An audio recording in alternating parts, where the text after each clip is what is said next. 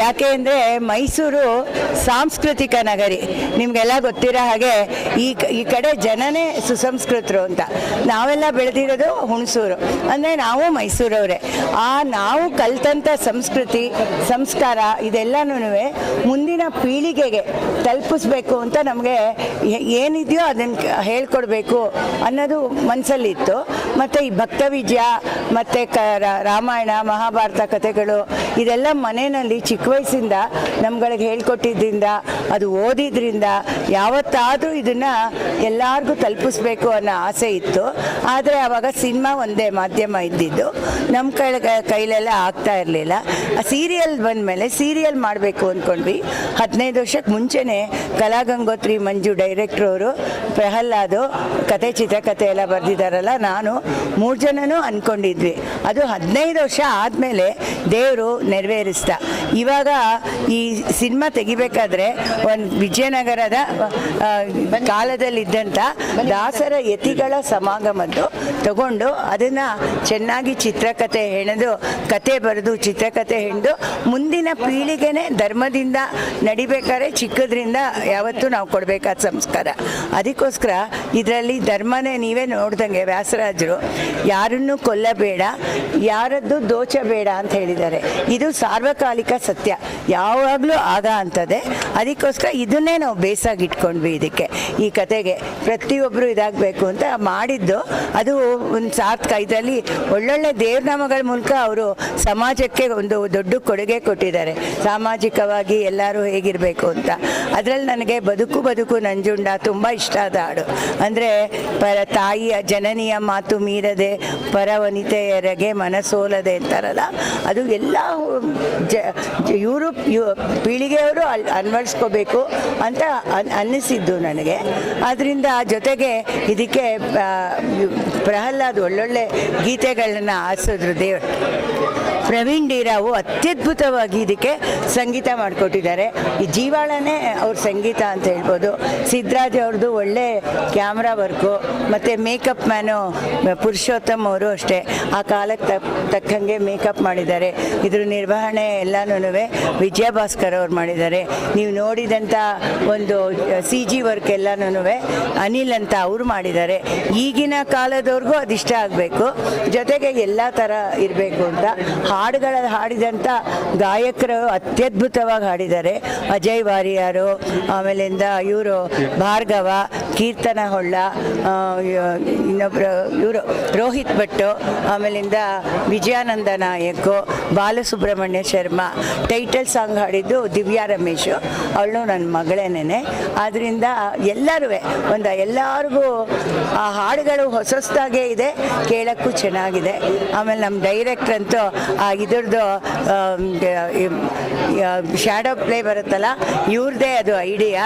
ಪ್ರಹ್ಲಾದಾಚಾರ್ ಅಂತ ದೊಡ್ಡ ಇವರು ಶ್ಯಾಡೋ ಪ್ಲೇಯರ್ ಅವರು, ಅವರಿಂದ ಈ ಶ್ಯಾಡೋ ಇದನ್ನು ಮಾಡಿಸಿದ್ದೀವಿ. ಒಟ್ಟಿನಲ್ಲಿ ಈ ಸಿನಿಮಾದಲ್ಲಿ ಎಲ್ಲರೂ 3 ವರ್ಷದಿಂದ ಇದಕ್ಕೆ ಕಷ್ಟಪಟ್ಟು ಬಂದಿದ್ದು. ಇವಾಗ 17ನೇ ತಾರೀಕು ರಿಲೀಸ್ ಆಗ್ತಾ ಇದೆ. ಆ ರಿಲೀಸ್ ಆದಾಗ ನೀವೆಲ್ಲ ದಯವಿಟ್ಟು ನಿಮ್ಮ ಮಕ್ಕಳುಗಳನ್ನ ದೊಡ್ಡವ್ರು ಕರ್ಕೊಂಡು ಬನ್ನಿ, ಕತೆ ಹೇಳಿ ಅವ್ರಿಗೆ ತಿಳಿಸಿ, ನೀವು ಇಂಥದ್ದು ನೋಡಬೇಕು ಬೇರೆ ಚಿತ್ರಗಳ ಥರನೇ ಅಂತ ಹೇಳಿ ಕರ್ಕೊಂಡು ಬಂದು ನಮ್ಮ ಮುಂದಿನ ಪೀಳಿಗೆಗೆ ಒಳ್ಳೆ ಸಂಸ್ಕಾರ ಸಂಸ್ಕೃತಿನ ತಿಳಿಸೋ ಹಂಗೆ ಮಾಡಬೇಕು. ಇದರಲ್ಲಿ ನಿಮ್ಮ ಪಾತ್ರ ತುಂಬ ದೊಡ್ಡದೇ ಇರುತ್ತೆ, ಮೀಡಿಯಾದವ್ರ ಪಾತ್ರ, ನಿಮ್ಮೆಲ್ಲ ಸಹಕಾರ. ಮತ್ತು ನನಗೆ ನವೀನ್ ಕುಮಾರ್ ಅವತ್ತೇ ಹೇಳಿದರು, ಮೈಸೂರಲ್ಲಿ ಸಿನಿಮಾ ಗೆದ್ದರೆ ಗೆದ್ದಂಗೆ ಅಂತ. ಅವರೇ ನಿಜವಾಗ್ಲೂ ಬಂದು ನಮ್ಮದು ಆ ಸಿನಿಮಾ ನೋಡಿದಾಗ ವಾಸ್ತೇಮೂರ್ತಿಯವರು, ನವೀನ್ ಕುಮಾರ್ ಅವರು, ನಾವು ಮಾತಾಡಲ್ಲ, ಮೈಸೂರಲ್ಲಿ ಮಾಡಿ ತೋರಿಸ್ತೀವಿ ಅಂತ ಮಾಡಿದ್ದಾರೆ. ಇವಾಗ ನೀವೆಲ್ಲ ನೋಡಿದ್ದೀರಾ. ಸಂತೋಷದಲ್ಲಿ ಇನ್ನೇನು ಹೇಳಬೇಕು, ಎಲ್ಲ ಹೇಳ್ಬಿಟ್ಟಿದ್ದೀನಿ, ಇನ್ನೇನು ಗೊತ್ತಾಗ್ತದೆ. ನಾನು ಇದರಲ್ಲಿ ನಿರ್ಮಾಪಕಿ ನಾನೇ.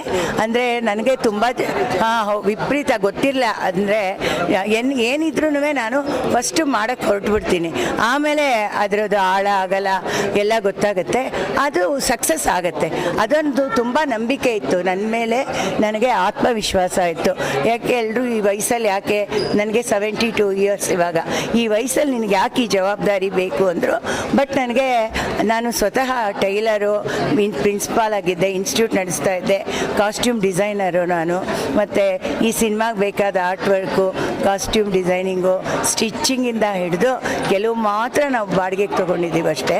ಎಲ್ಲನೂ ಮಾಡಿದ್ದೀನಿ. ಒಂದೊಂದು ಮಣಿ ಪೋಣಿಸುವಾಗ್ಲೂ ನಾನು ತುಂಬ ಭಕ್ತಿಯಿಂದ ಇದನ್ನು, ಈ ಸಿನಿಮಾನೇ ಎಲ್ಲರೂ ಭಕ್ತಿಯಿಂದನೇ ಮಾಡಿದ್ದೀವಿ. ಆದ್ದರಿಂದ ನನಗೆ ತುಂಬಾ ಜವಾಬ್ದಾರಿ. ಇವಾಗ್ಲೂ ನಮಗೆ ನಿದ್ದೆಗಳು ಬರೋಲ್ಲ, ಒಂಥರ ದುಡ್ಡು ಉಣಿಸೋದು ಇದೆಲ್ಲ ತುಂಬ ಕಷ್ಟ ಇರುತ್ತೆ. ಎಲ್ಲರೂ ಏನೋ ತುಂಬ ಸುಲಭ ಅಂದ್ಕೊಂಡ್ಬಿಡ್ತಾರೆ. ಆ ಧೈರ್ಯನೂ ನಾವು ತಗೊಂಡು ಏನೋ ಒಂದು ಪ್ರಪಂಚಕ್ಕೆ ಕೊಡಬೇಕು. ಯಾಕೆಂದರೆ ಮುಂಚಿಂದ ನಾನು ಸೋಷಿಯಲ್ ಇದರಲ್ಲೇ ಇರೋದ್ರಿಂದ ನಾವು ಸತ್ರು ಉಳಿಯೋ ಅಂಥ ಕೆಲಸ ಅಂದರೆ ಒಳ್ಳೆ ಕೆಲಸ. ಪೀಳಿಗೆಯಿಂದ ಪೀಳಿಗೆಗೆ ಹೋಗ್ಬೇಕು ಅಷ್ಟೇ ನಮಗೆ ಉದ್ದೇಶ. ಮೈಸೂರಿನ ಜನತೆಗೆ ಹಾರ್ದಿಕ ಶುಭಾಶಯಗಳು. ಇವತ್ತು ಭಾನುವಾರ ಒಂದು ಸುಂದರವಾದ ಬೆಳಗು ನಾವೆಲ್ಲ ದರ್ಶನ ಮಾಡಿದ್ವು. ಯಾವುದೋ ಒಂದು ದೇವಾಲಯದ ದರ್ಶನಕ್ಕೋ ಯತಿಗಳ ದರ್ಶನಕ್ಕೋ ಬಹಳ ಖ್ಯಾತರಾಗಿದ್ದಂತಹ ಕೃಷ್ಣದೇವರಾಯರ ಒಂದು ದರ್ಶನವೂ ಮಾಡಿದ ರೀತಿ ಅನುಭವ ಆಯಿತು ಇವತ್ತು ನಮಗೆ. ಕಾರಣ ಇವತ್ತು ನಮ್ಮ ನವೀನ್ ಕುಮಾರ್ ಅವರು, ನಮ್ಮ ಮುಖಂಡರು ನವೀನ್ ಕುಮಾರ್ ಅವರು, ವಾಸುದೇವ ಮೂರ್ತಿಗಳು, ಡಾಕ್ಟರ್ ಲಕ್ಷ್ಮೀ ಮೇಡಮ್ ರವರ ಈ ಒಂದು ಸಾರಥ್ಯದಲ್ಲಿ ಸಂಕೀರ್ತನ ಅನ್ನೋ ಒಂದು ಭಕ್ತಿ ಪ್ರಧಾನ, ಒಂದು ರೀತಿ ಒಳ್ಳೆ ಸಂದೇಶ ಕೊಡುವಂತಹ ಒಂದು ಸಿನಿಮಾ ಪ್ರದರ್ಶನಗೊಂಡಿದ್ದು ನಾವೆಲ್ಲ ಭಾಗವಹಿಸಿದ್ದು ಒಂದು ಸಾರ್ಥಕತೆ ಮೂಡಿಸಿದೆ ನನಗೆ. ಕಾರಣ ನಾವೆಲ್ಲ ಈ ಹರಿದಾಸ ಪರಂಪರೆ ಏನು 15ನೇ ಶತಮಾನದಿಂದ ಕೃಷ್ಣದೇವರಾಯರ ಕಾಲದಲ್ಲಿ ವ್ಯಾಸರಾಜರು ಅವರ ರಾಜಗುರುಗಳು, ಅವರು ನಮ್ಮ ಬನ್ನೂರಿನವರು, ಮೈಸೂರು ಜಿಲ್ಲೆಯವರವರು. ಅವರ ಒಂದು ಹೃದಯ ವೈಶಾಲ್ಯ, ಹೃದಯ ಒಂದು ಔದಾರ್ಯ ಎಷ್ಟು ಮಟ್ಟಿಗಿತ್ತು ಅನ್ನೋದು ನಾವೆಲ್ಲ ಬಲ್ಲೆವು. ನಾವು ಕನ್ನಡದ ಸಾಹಿತ್ಯ ಮೆರೆಸಿದವರು ಹರಿದಾಸ ಎಲ್ಲ ದಾಸವರೇಣ್ಯರು. ಅಂತಹ ಸಂದರ್ಭದಲ್ಲಿ ಏನು ಕನಕದಾಸರನ್ನ, ಪುರಂದರದಾಸರನ್ನ ಎಲ್ಲನ್ನೂ ಎತ್ತರಕ್ಕೆ ಅವರ ಕೀರ್ತಿಯನ್ನು ಬೆಳಗಿಸಿದಂಥವರು ವ್ಯಾಸತೀರ್ಥರು, ಅಂದರೆ ವ್ಯಾಸರಾಜರು. ರಾಜರು ಅಂಥೇಳಿ ಅವ್ರಿಗೆ ಅವರು ಆ ಮಹಾ ಸಿಂಹಾಸನ ಅಲಂಕರಿಸಿದವರು. ಏನು ಕೃಷ್ಣದೇವರಾಯರು ಏನು ಅವರ ಒಂದು ಕುಹು ಯೋಗ ದೋಷ ಇತ್ತು ಪರಿಹರಿಸಲಾಗಿ ಇವರು ಸಿಂಹಾಸನ ಅಲಂಕರಿಸಲಾಗಿ ಅವರಿಗೆ ವ್ಯಾಸರಾಜರು. ಸ್ವಾಮಿಗಳಿಗೆಲ್ಲ ಸ್ವಾಮಿ ಅಂತ ಕರಿತೀವಿ, ಆದರೆ ವ್ಯಾಸರಾಜರವರು ರಾಜರು. ಯಾಕಂದರೆ ಸಿಂಹಾಸನ ಅಲಂಕರಿಸ್ತಿರ್ತದ ಮಹಾನ್ ಭಾವರವರು. ಅವರು ಹೇಗೆ ಆ ಕನಕದಾಸರ ಒಂದು ಆ ಕೃತಿಗಳನ್ನ, ಹರಿಕಥಾಮೃತ ಸಾರವನ್ನು ವೇದ ಶಾಸ್ತ್ರಗಳಿಗೆ ಸರಿ ಸಮಾನ ಅಂತ ಸಾರದಂಥವರು ಅವರು ವ್ಯಾಸರಾಜರು. ನಂತರ ಎರಡನೇ ಭಾಗದಲ್ಲಿ ಏನು ಬೇಲೂರು ವೈಕುಂಠದಾಸರು, ನಾವು ಕೇಳಿರಲಿಲ್ಲ ನೋಡಿ, ಅದೇ ಒಂದು ವಿಶೇಷ ಇದರಲ್ಲಿ. ವ್ಯಾಸರಾಜರ ಬಗ್ಗೆ ಎಲ್ಲ ನಾವು ಬಲ್ಲವರಾಗಿದ್ವು, ಆದರೆ ವೈಕುಂಠದಾಸರ ಬಗ್ಗೆ ಕೇಳಿರಲಿಲ್ಲ. ಎಷ್ಟರ ಮಟ್ಟಿಗೆ ನೋಡಿ, ಏನು ಅವರು ಸ್ತುತಿಸುವಾಗ ವಾದಿರಾಜರು ಮೇಲೆ ಎಂಜಲು ಅಂದಾಗ ಅವರ ಶಿಷ್ಯರು ಸ್ವಲ್ಪ ಆಕ್ಷೇಪ ವ್ಯಕ್ತಪಡಿಸ್ತಾರೆ. ಆದರೆ ಇಲ್ಲ ಹಾಗೆ ಆಕ್ಷೇಪ ವ್ಯಕ್ತಿಸೋದಿಲ್ಲ, ಹೈವದನ ಬಂದು ಪ್ರಸಾದ ಸ್ವೀಕರಿಸೋದು ಸಹಿತ ಎಂಜಲಲ್ವೇ ಅಂತ ಹೇಳಿ ಎಷ್ಟರ ಮಟ್ಟಿಗೆ ಈ ಒಂದು ಎಷ್ಟು ಉಡುಪಿ ಅಂಶದವರು ಆ ಎಂಜಲು ಒಂದು ಬಗ್ಗೆ ಯಾಕ್ರಿ ನೀವೆಲ್ಲ ಶಿಷ್ಯರು ಅಂತ ಹೇಳಿ ಎಂತಹ ಒಂದು ಒಳ್ಳೆ ಸಂದೇಶ ತರಿದ್ದಾರೆ ಎರಡನೇ ಭಾಗದಲ್ಲಿ. ನಿಜವಾಗ್ಲಿ ಸಮಾಜಕ್ಕೆ ಒಂದು ಒಳ್ಳೆ ಉತ್ತಮ ಸಂದೇಶ ಕೊಟ್ಟಂತಹ ನಮ್ಮ ಸಂಕೀರ್ತನ ಒಂದು ಚಿತ್ರದ ತಂಡ, ಅವರೆಲ್ಲರಿಗೂ ನಾನು ಅಭಿನಂದನೆ ಸಲ್ಲಿಸ್ತಾ, ನಮ್ಮ ಮೈಸೂರಿನ ಜನತೆ ಏನು 17ನೇ ತಾರೀಕು ಬಿಡುಗಡೆ ಆಗ್ತಾ ಇದೆ, ಇಡೀ ಮೈಸೂರಿನ ಜನತೆ, ಯಾಕೆಂದರೆ ವ್ಯಾಸರಾಜರು ನಮ್ಮ ಮೈಸೂರು ಜಿಲ್ಲೆಯವರು, ಹಾಗಾಗಿ ಕನಕದಾಸರು ಇಲ್ಲಿ ಬಂದಿದ್ರು, ಶ್ರೀರಂಗಪಟ್ಟಣಕ್ಕೆ ಮೇಲ್ಕೋಟೆಗೆಲ್ಲ ಬಂದಿದ್ದಂಥವ್ರು. ಹೀಗೆ ಒಂದು ಉತ್ತಮ ಸಂದೇಶ ಸಾರುವ ಈ ಚಿತ್ರವನ್ನು ನಮ್ಮ ಮೈಸೂರಿನವರೆಲ್ಲ ಅದನ್ನು ನೋಡಬೇಕು ಅಂತ ಹೇಳಿ ನಾನು ಅಪೇಕ್ಷಿಸ್ತೀನಿ. ಎಲ್ರಿಗೂ ಶುಭಾಶಯಗಳು. ನಮಸ್ಕಾರ. ಒಂದು ಅದ್ಭುತವಾದ ಚಿತ್ರವನ್ನು ಇವತ್ತು ನಾವು ನೋಡಿದ್ವಿ. ಭಕ್ತಿಮಯ, ಸಂಗೀತಮಯ. ಭಕ್ತಿ ಸಂಗೀತ ಎರಡರ ಪರಾಕಾಷ್ಠೆ ಇಲ್ಲಿತ್ತು. ನಮ್ಮ ಜನತೆಗೆ ತುಂಬ ಉತ್ತಮವಾದ ಸಂದೇಶವನ್ನು ಕೊಟ್ಟಿದೆ. ಜಾತಿ ಮತ ಭೇದ ಕುಲ ಯಾವುದೂ ಇಲ್ಲ ಇಲ್ಲಿ. ಬರೀ ಭಕ್ತಿ ಒಂದೇ ಮುಖ್ಯ. ಭಕ್ತಿಯಿಂದ ಮನುಷ್ಯ ಏನು ಬೇಕಾದ್ರೂ ಸಾಧನೆ ಮಾಡ್ಬೋದು ಅಂತ ಒಂದು ಒಳ್ಳೆ ಸಂದೇಶವನ್ನು ನಮಗೆ ಈ ಚಿತ್ರ ಕೊಟ್ಟಿದೆ. ಅದ್ಭುತವಾದ ಒಂದು ಸಾಹಿತ್ಯ, ಅದ್ಭುತವಾದ ಸಂಗೀತ, ಅದ್ಭುತವಾದ ಚಿತ್ರೀಕರಣ ಮತ್ತು ಕೆಲವಾರು ಸನ್ನಿವೇಶಗಳಂತೂ ಬಹಳಷ್ಟು ಕುತೂಹಲಕರವಾಗಿತ್ತು. ಭಾಳ ಸುಂದರವಾಗಿ ತೆಗೆದಿದ್ದಾರೆ. ಇಷ್ಟೊಂದು ಅಚ್ಚುಕಟ್ಟಾಗಿ ಅಪರೂಪವಾಗಿ ನಾವು ನೋಡಿರ್ತಕ್ಕಂತಹ ಚಿತ್ರ ಅಂತ ನಾನು ಹೇಳಕ್ಕೆ ಇಷ್ಟಪಡ್ತೀನಿ.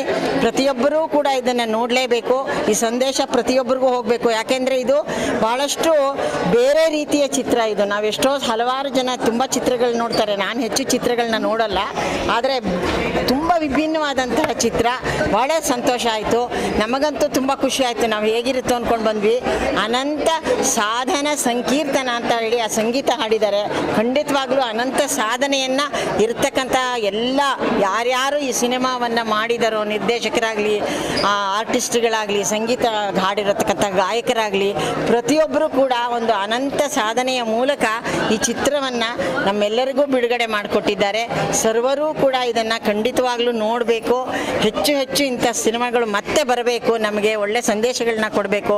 ಸಮಾಜವನ್ನು ಬದಲಾವಣೆ ಮಾಡೋದ್ರಲ್ಲಿ ಇದರ ಪಾತ್ರ ಬಹಳ ಮುಖ್ಯವಾಗಿದೆ. ಇವತ್ತಿನ ದಿನ ನಮಗೆ ಇಂಥ ಸಿನಿಮಾಗಳು ಬೇಕು ಅಂತ ಹೇಳಿ ನನ್ನ ಅಭಿಪ್ರಾಯ. ನಾನು ಹೇಳ್ತಾ ಎಲ್ಲರಿಗೂ ಕೂಡ ಒಂದು ಧನ್ಯವಾದಗಳು, ಈ ಚಿತ್ರೀಕರಣ ತಂಡದವರಿಗೆ ಎಲ್ಲರಿಗೂ ಧನ್ಯವಾದಗಳನ್ನ ಹೇಳ್ತಾ, ನಿರ್ದೇಶಕರು ಇದ್ದಾರೆ ಪಕ್ಕದಲ್ಲಿ, ಅವ್ರಿಗೂ ಧನ್ಯವಾದಗಳು. ಪ್ರತಿಯೊಬ್ಬರಿಗೂ ಕೂಡ ತುಂಬ ಸಂತೋಷ ಆಗಿದೆ ಈ ಚಿತ್ರದಿಂದ ಅಂತ ಹೇಳ್ತಾ ನನ್ನ ಮಾತುಗಳನ್ನ ಮುಗಿಸ್ತೇನೆ. ನಮಸ್ಕಾರ. ನಮಸ್ಕಾರ.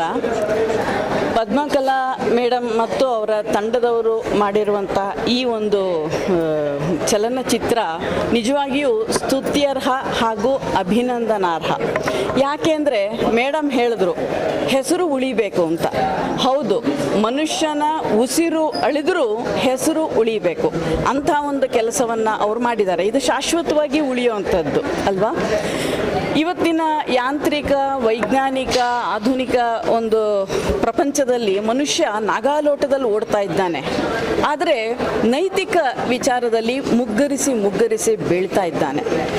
ಅಂತಹ ಒಂದು ಪ್ರಪಂಚಕ್ಕೆ ಒಳ್ಳೆ ಸಂದೇಶ ನೀಡುವಂತಹ ಇಂಥ ಒಂದು ಚಲನಚಿತ್ರಗಳು ತುಂಬ ಅಗತ್ಯ ಆಗಿದೆ. ಯಾಕೆಂದರೆ ಇಂದಿನ ಯುವಜನಾಂಗ ಅಧ್ಯಾತ್ಮದೆಡೆಗೆ ವಾಲ್ತಾ ಇದೆ.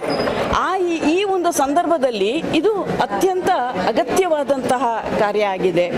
ಇನ್ನೊಂದು, ಸಿಂಹಾವಲೋಕನ ಕ್ರಮದಲ್ಲಿ ಈ ಚಲನಚಿತ್ರವನ್ನು ಅವರು ಚಿತ್ರಿಸಿ, ನಿಮಗೆಲ್ಲರೂ ಗೊತ್ತಿದ್ದು, ಚಲನಚಿತ್ರವನ್ನು ನೋಡಿದ್ರೆ ಗೊತ್ತಾಗತ್ತೆ. ಆ ಕ್ರಮದಲ್ಲಿ ಮಹಾಭಾರತದ ಎಷ್ಟೋ ಪ್ರಸಂಗಗಳನ್ನು ಕಣ್ಮುಂದೆ ಬರೋ ಹಾಗೆ ಮಾಡಿದ್ದಾರೆ. ಹಾಗೂ ಈ ಬೊಂಬೆ ಆಟ ಆಡಿಸಿದಿ ಅನ್ನುವಂಥ ಒಂದು ಕೃತಿಯಲ್ಲಿ ನಮ್ಮ ಪ್ರಾಚೀನ ಕಲೆಯನ್ನು ಅದರ ಮೂಲಕವೇ ಈ ಒಂದು ಪ್ರಸಂಗವನ್ನು ಚಿತ್ರೀಕರಿಸೋದು ಬಹಳ ಒಂದು ವಿಶಿಷ್ಟವಾಗಿದೆ. ಸಂಕೀರ್ತನೆ, ನಾನು ಇನ್ನೊಂದು ಬಯಸಿದ್ದೆ, ವಿಜಯನಗರ ಸಾಮ್ರಾಜ್ಯದ ಒಂದು ಆ ಕಾಲದಲ್ಲಿ ಪುರಂದರದಾಸರು, ಕನಕದಾಸರು ಬೀದಿಗಳಲ್ಲಿ ಸಂಕೀರ್ತನೆಯನ್ನು ಮಾಡ್ತಾ ಇದ್ರು. ಅದನ್ನು ನಾನು ಎಕ್ಸ್ಪೆಕ್ಟ್ ಮಾಡ್ತಾ ಇದ್ದೆ. ಇರಲಿ, ಪರವಾಗಿಲ್ಲ. ಆದರೂ ಬಹಳ ಅವರ ಒಂದು ಲಿಮಿಟೇಷನ್ನಲ್ಲಿ ಅವ್ರು ಹೇಳ್ತಾ ಇದ್ರು, ಮೇಡಮ್, ಕೊಡೋದು ಸುಲಭ, ಕೇಳೋದು ಕಷ್ಟ ಅಂತ. ಇನ್ವೆಸ್ಟ್ ಮಾಡಿ ಇದು ದುಡ್ಡು ತರುವಂತಹ ಒಂದು ಚಲನಚಿತ್ರ ಅಲ್ಲ. ಸದಭಿರುಚಿ ಇರೋರು ಮಾತ್ರ ಬಂದು ನೋಡುವಂಥ ಒಂದು ಒಳ್ಳೆ ಚಲನಚಿತ್ರ. ಹಾಗಾಗಿ ಅದಕ್ಕೆ ಇನ್ವೆಸ್ಟ್ ಮಾಡಿ ಇಷ್ಟರ ಮಟ್ಟಿಗೆ ಇದನ್ನು ತಂದಿರೋದು ಬಹಳ ಬಹಳ ಅಭಿನಂದನಾರ್ಹ ಅಂತ ಹೇಳ್ತಾ, ಒಳ್ಳೆ ಉತ್ತರೋತ್ತರ ಅಭಿವೃದ್ಧಿ ಆಗಲಿ, ಇಂಥದ್ದು ಇನ್ನೂ ಹಲವು ಚಲನಚಿತ್ರಗಳು ಅವರ ಮೂಲಕ ಬರಲಿ ಅಂತ ಹೇಳ್ತಾ ಶುಭವನ್ನು ಹಾರೈಸ್ತಾ ನನ್ನ ಕಾರ್ಯಕ್ರಮ. ನಮಸ್ಕಾರ. ಈಗಾಗಲೇ ಭಾಳಷ್ಟು ಜನ ಪ್ರೇಕ್ಷಕರುಗಳು ನಮ್ಮ ಮೈಸೂರಿನ ಹಿರಿಯರು, ಗೌರವಾನ್ವಿತರು ಆದಂಥ ಡಾಕ್ಟರ್ ರಘುರಾಮ್ ವಾಜಪೇಯಿರವರು, ವಾಸುದೇವ ಮೂರ್ತಿರವರು ಮತ್ತು ಎಲ್ಲರೂ ಭಾಳಷ್ಟು ಜನ ಸಿನಿಮಾ ನೋಡಿದವರು ತಮಗೆ ತಿಳಿಸಿದಂತೆ ಇದೊಂದು ವಿಶೇಷ ಪ್ರಯತ್ನ. ಇದರಲ್ಲಿ ಬಹಳ ಮುಖ್ಯವಾಗಿ ನಾನು ನೋಡಿದ್ದೇನು ಅಂತಂದರೆ, ಇದು ಒಂದು ಜಾತ್ಯತೀತ ಸಿನಿಮಾ. ಈಗ ನಮ್ಮ ಹಿಂದೂ ಧರ್ಮದಲ್ಲಿ ಭಾಳಷ್ಟು ಜನ ನಾವು ಇತ್ತೀಚೆಗೆ ಮಾತುಗಳು ಕೇಳ್ತೀವಿ, ಒಂದು ಜಾತಿಗೆ ಸೀಮಿತವಾದಂತಹ ವಿಚಾರಗಳು ಅಂತಕ್ಕಂಥದ್ದು. ಇದರಲ್ಲಿ ನೀವು ನೋಡ್ಬೋದು, ಈಗ ಶ್ರೀನಿವಾಸ್ ನಾಯಕರು ಅಂತ ಹೆಸರಿಟ್ಕೊಂಡಿದ್ದಂತಹ ವ್ಯಕ್ತಿ ಹೇಗೆ ಪುರಂದರದಾಸರಾಗ್ತಾರೆ, ಮತ್ತು ಕುರುಬ ಸಮಾಜಕ್ಕೆ ಸೇರಿದಂತಹ ಕನಕದಾಸರು ಯಾವ ರೀತಿ ಭಕ್ತಿ ಸಾರವನ್ನು ಮೆರೀತಾರೆ ಅನ್ನತಕ್ಕಂಥದ್ದು. ಸರಿಸುಮಾರು 2-2.5 ಗಂಟೆ ಕಾಲ ಈ ಸಿನಿಮಾದಲ್ಲಿ ಭಾಳಷ್ಟು ನೂರಾರು ವಿಚಾರಗಳನ್ನ, ನಾವು ಒಂದು 10-15 ಬುಕ್ ಓದಷ್ಟು ವಿಚಾರಗಳನ್ನ ಬರೀ 2-2.5 ಗಂಟೆ ಟೈಮಲ್ಲಿ ನಮ್ಮ ಒಂದು ಸಂಸ್ಕೃತಿ, ನಮ್ಮ ಸಂಸ್ಕಾರದ ಬಗ್ಗೆ ಭಾಳಷ್ಟು ವಿಚಾರಗಳನ್ನ ತಿಳ್ಕೊಬೋದು. ಡಾಕ್ಟರ್ ರಘುರಾಮ್ ವಾಜಪೇಯಿ ಅವರು ಹೇಳ್ದಂಗೆ ಹೆಚ್ಚು ಕಮ್ಮಿ ಮೈಸೂರಿನ ಭಾಗ ಇದರಲ್ಲಿ ಭಾಳಷ್ಟು ಒಂದು ಇಂಪಾರ್ಟೆಂಟ್ ರೋಲ್ ಪ್ಲೇ ಮಾಡಿದೆ. ಎಲ್ಲ ಇಲ್ಲಿಂದ ಹೊರಬಂದಂಥ ಅವರು. ಹಾಗಾಗಿ ನಮ್ಮತನದ ಬಗ್ಗೆ ತಿಳ್ಕೊಳ್ಳಿಕ್ಕೆ ಈ ಸಿನಿಮಾ ಒಂದು ಉತ್ತಮವಾದಂಥ ಒಂದು ಬುನಾದಿ. ಪ್ರತಿಯೊಬ್ಬರೂ ಕೂಡ ಈ ಸಿನಿಮಾನ ಮೈಸೂರಿನಲ್ಲಿ 1 ತಾಸು, ಒಂದು 2 ಅವರ್ಸ್ ಒಂದು ಟಿಕೆಟ್ ಖರೀದಿ ಮಾಡಿ ಮೈಸೂರಿನವರು ನೋಡಬೇಕು. ಪ್ರತಿಯೊಂದು ಜಾತಿ ಭೇದ ಇಲ್ಲದಿರಂಗೆ ಜನ ಈ ಒಂದು ಸಿನಿಮಾಗೆ ಪ್ರೋತ್ಸಾಹ ಮಾಡಬೇಕು. ನಮ್ಮ ಮಕ್ಕಳು ವಿಶೇಷವಾಗಿ ಮುಂದಿನ ಪೀಳಿಗೆ ಏನಿದೆ ಅವರು ಈ ಸಿನಿಮಾನ ನೋಡಬೇಕು ಅಂತ ನಾನು ಆಗ್ರಹ ಮಾಡ್ತಾ ಇದ್ದೀನಿ. ಪ್ರತಿಯೊಬ್ಬರಿಗೂ ಕೂಡ ಒಳ್ಳೆಯದಾಗಲಿ. ಸರ್ವೇ ಜನ ಸುಖಿನೋ ಭವಂತು. ನಿಜ, ಆ ರೀತಿ ಒಂದು ಪ್ರಯತ್ನ ಮಾಡಬೇಕು. ಉತ್ತಮವಾದಂಥ ಒಂದು ಸಲಹೆ. ಅನಾಥಾಶ್ರಮಗಳು ಏನಿದ್ದಾವೆ ಮತ್ತು ಚಿಕ್ಕ ಮಕ್ಕಳುಗಳ ಒಂದು ಶಾಲೆಗಳಲ್ಲಾಗ್ಬೋದು ಅಥವಾ ಹೊರಗಡೆಯಿಂದ ಕರ್ಕೊಂಬರತಕ್ಕಂಥ ಪ್ರಯತ್ನ ನಾವು ಖಂಡಿತ ಮಾಡ್ತೀವಿ. ಯಾಕೆಂದರೆ ನಮ್ಮತನ ಉಳಿಬೇಕು, ನಮ್ಮ ವಿಚಾರಗಳು 10 ಜನ ಗೊತ್ತಾಗಬೇಕು ಅಂತಂದರೆ ಯಾವುದೇ ಒಂದು ಜಾತಿ, ಯಾವುದೇ ಒಂದು ಧರ್ಮದ ಒಂದು ಲಿಮಿಟೇಷನ್ಸ್ ಇಲ್ಲದೆ ಇರೋ ಹಾಗೆ ಹೇಗೆ ಒಂದು ಹಿಂದೂ ಸಮಾಜದಲ್ಲಿ ಪ್ರತಿಯೊಬ್ಬರೂ ಕೂಡ ಒಬ್ರಿಗೊಬ್ಬರು ಪರಸ್ಪರ ಹೊಂದಾಣಿಕೆಯಿಂದ ಬದುಕ್ತಿದ್ರು ಆಗಿನ ಕಾಲದಿಂದ ಅನ್ನತಕ್ಕಂಥ ಒಂದು ಸಂದೇಶ ಈ ಚಿತ್ರದಲ್ಲಿ ಅಡಗಿದೆ. ನೀವು ಹೇಳ್ದಂಗೆ ವಿಶೇಷವಾಗಿ ಅನಾಥಾಶ್ರಮದ ಮಕ್ಕಳಿಗೆ ಮತ್ತೆ ಸಣ್ಣ ಮಕ್ಕಳಿಗೆ ಕರ್ಕೊಂಬಂದು ಈ ಚಿತ್ರ ತೋರಿಸ್ತಕ್ಕಂಥ ಪ್ರಯತ್ನ ನಾವು ಮಾಡ್ತೀವಿ. ಯುವಕರಿಗೂ ಕೂಡ ಹೌದು, ಮುಂದಿನ ಪೀಳಿಗೆ ಅದೇ ಇಂಪಾರ್ಟೆಂಟ್. ನಮ್ಮ ಕಲ್ಚರ್ ಇವತ್ತು ಉಳಿದಿರೋದು ಯುವಕರ ಕೈಯಲ್ಲಿ. ಮಾಡ್ತೀವಿ ಆ ಪ್ರಯತ್ನ. Nandini, Bharat news TV, Mysuru.